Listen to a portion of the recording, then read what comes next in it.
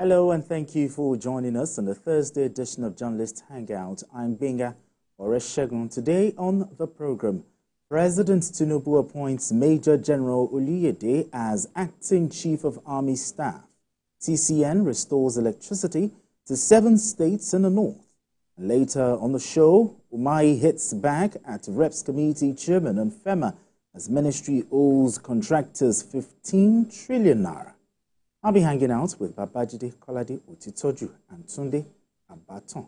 Journalist Hangout starts right now.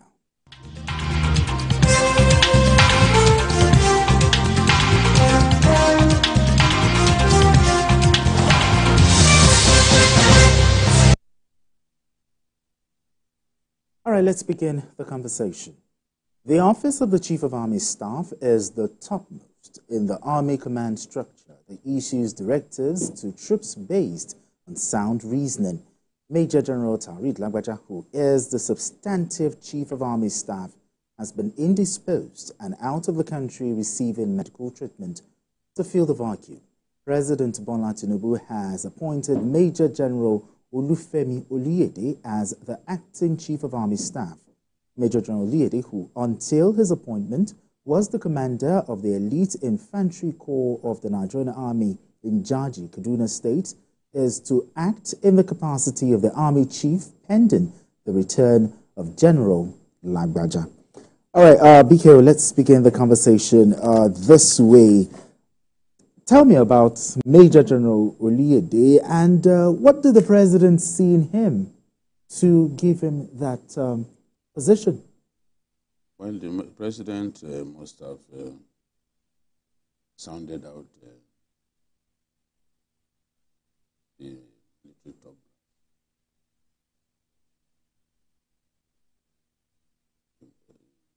Come to the conclusion that amongst very competent generals in the army, that is one person who can fill that position. I always believe, based on my interaction with some of the Nigerian Army generals, that when you are appointed as Chief of Army Staff, it's a case of first among equals, you know, and first among equals in terms of your own set at the NDA. These people are members of Corps 39. It is the wish and glory of every corps that they should produce the Chief of Army Staff. But it doesn't always happen. Where President Buhari kept the service chiefs, yes, in their position for too long, longer than necessary, they ensured that many generals were stagnated. And the opportunity to produce service chiefs did not happen, you know, until the appointment of Farouk Yahya, you know, towards the end of that administration, you know. So I believe that there are many competent officers in the army. Many of them have interacted with one-to-one. So I can say that when you are appointed, it's a case of first among equals. And in this case, we all know that the infantry constitutes the majority in the army. They always see themselves as number one. In terms of size? Size, yes. Size, they always see themselves as number one. And you know, no matter what you do, even if you use air platforms to soften up enemy positions, you still have to put troops on ground. That is the job of the infantry corps. The armored corps can help you, depending on the terrain, to help clear the way, you know, because they are supposed to be in front, and these guys behind. So, but it's not in every terrain that you can use armored personnel, carriers. You can use armored tanks. So it's not in all situations that you can use the armored corps. You know, it depends on the terrain. Otherwise, your vehicles could be stuck. You know, so the infantry, you must put them on ground, and they are very well respected. So remember that the chief of, the man who is now the chief of defense staff was heading the infantry corps before he became the chief of, Okay, General C.J. Musa? Yes, C.J. Musa was heading the infantry corps in Jaji before his appointment as chief of defense staff. Okay. You know, so we've always had quality generals heading that corps. But the important thing is, this is not a substantive appointment. It's not appointed in substantive capacity. It's just to fill that void. We take the war against banditry and terrorism seriously, and Mr. President must have been told that, look, there must not be a vacuum. The intensity has to be maintained. And to maintain the intensity, put someone in acting capacity. Okay. Yes, we know that the chief of policy and plans is by hierarchy the number 2 to the chief of army staff. But in this case, the president is appointing someone so that the intensity of the war can be maintained and somebody can be seen as chief of army staff at this time until, by God's grace, when General Taurid Abiodun Lagbaja recovers. It is our prayer that he will shame death. Because those going around reporting that he's dead, they should be ashamed of themselves where they are. Those ones, they've lost their humanism. To say somebody is dead without evidence. Nobody wants to read about his obituary.